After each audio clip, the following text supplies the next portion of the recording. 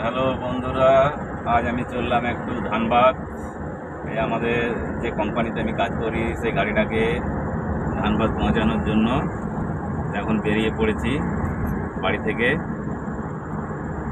আর ধানবাদে কোথায় যাব তা ঠিক জানা নেই, তো গাড়ি নিয়ে রাস্তার মধ্যে যাচ্ছি, দেখুন আপনারা।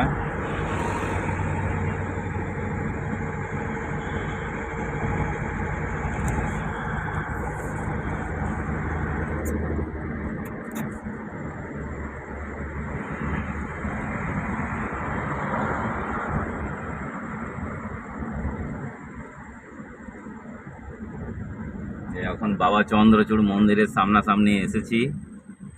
এখানে একটা ব্রিজ আছে, ব্রিজে একটু রাস্তা খারাপ, তার জন্য ফোনের ক্যামেরাটা ঠিকভাবে ধরতে পারছি না। বন্ধুরা, এখন আমি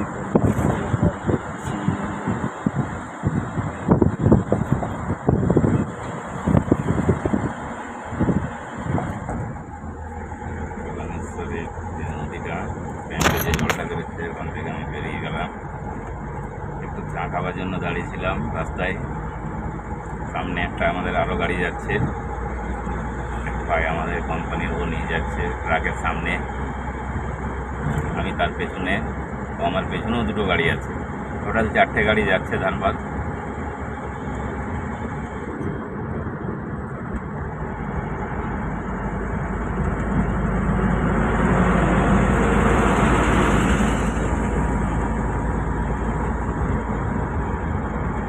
আমরা কল্যাণেশ্বরীর যে নদীটা, ড্যাম্পের যে নদীটা বের হয়েছে ওটা পার করে গেলাম। এই যে সামনে গাড়িটা খায় নিয়ে যাচ্ছে, আমি আছি একটা গাড়িতে এবং পেছনে আরও দুটো গাড়ি আছে। 4টে গাড়ি একসঙ্গে ধানবাদ রওনা দিয়েছি। আবার থেকে ফিরবো ট্রেনে কিংবা বাসে, নয় সন্ধ্যা হয়ে যাবে। চলো সঙ্গে থাকুন বন্ধুরা। আমি একটু ফেঁসে গেলাম, আমার ফাস্ট্যাগ কাজ করছিল না, তার জন্য আমার 10 মিনিট লেট হয়ে গেল টোলে। আর ওরা বেরিয়ে গেছে, আর আমি এখন টোল থেকে বেরালাম, ওরা অনেক আগে চলে গেছে নিরসায়। আমাকে একটু টেনে যেতে হচ্ছে। তো চলুন সঙ্গে থাকুন আর ভিডিওটা দেখুন। এই যে পৌঁছালাম, ওই গাড়িগুলো এখনও আগেই আছে। এই যে নিরসা বাজার পৌঁছে গেছি এবং আমি ধরে নিয়েছি। অনেক ট্রেনে এলাম, আর এখানে কিসের জাম জানি না, জ্যাম লেগে আছে। এই যে পরপর 3টে গাড়ি দেখতে পাচ্ছেন, আমারটা নিয়ে 4টে গাড়ি নিয়ে আমরা বেরিয়েছি। এখানে পুরো জ্যাম।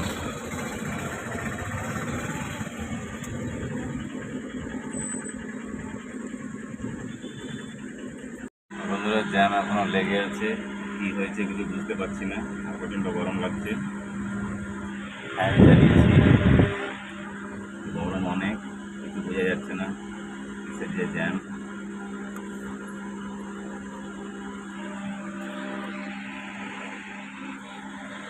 বন্ধুরা, এখনও জ্যামের মধ্যে ফেঁসে আছি, প্রচণ্ড জ্যাম। এখানে ব্রিজ হচ্ছে, তার জন্য জ্যামটা লেগে আছে, কিছু করার নেই গরমের মধ্যে।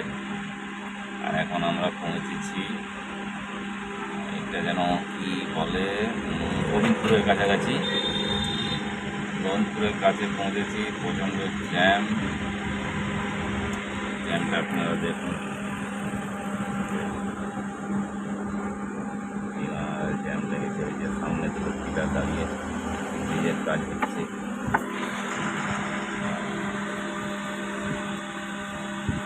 কোনো উপায় নেই, প্রচণ্ড গরম। সব ব্রিজের কাজ চলছে, তার জন্য এখানে এত জ্যাম। এখনও জ্যামের মধ্যে ফেঁসে আছি, গল্প করে এগোচ্ছি, অনেক সময় লেগে গেল এখান থেকে। এরকম সব পিলারগুলো দাঁড়িয়ে আছে, ওই কাজ চলছে, তার জন্য জ্যামটা। গরমে অবস্থা খুবই খারাপ হয়ে গেছে, পাখাও এরকম কাজ করছে না, খুবই গরম। আর গাড়ি একটু একটু করে এগোচ্ছে। চলুন দেখা যাক আর কতক্ষণ সময় লাগে জ্যামটা পার করার জন্য। গোবিন্দপুরে এখন পৌঁছেছি।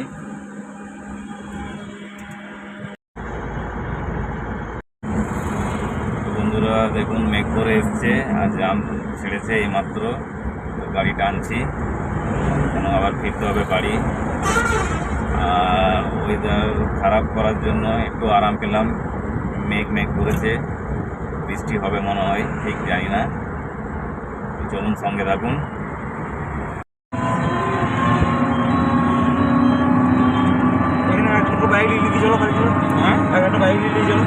একটা করে বাইক নিয়ে নাও না, তারপর আমি আসানসোল, তুমি দুর্গাপুর, তুমি কোথায়? চারজন চারটে বাইক নিতাম। একটা এখানে গাড়ি দিতে গাড়ি বোলপুর জন্য সব নামিয়ে চলে ঘর কি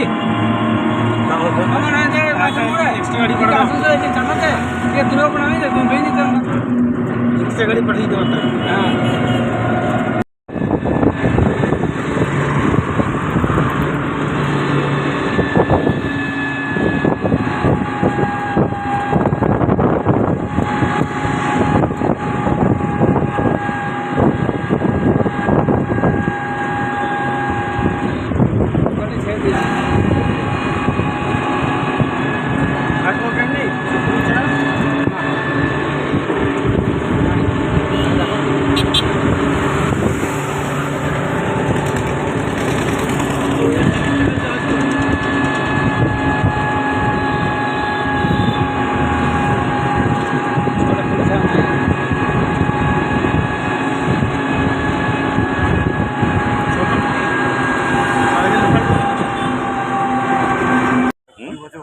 হ্যাঁ হ্যাঁ আমি আসি মাঝে মধ্যে, কিন্তু এখন খুব একটা আসা হয় না। গত ধানবাদ স্টেশন পৌঁছে গেছি আর হালকা হালকা বৃষ্টি শুরু হয়েছে।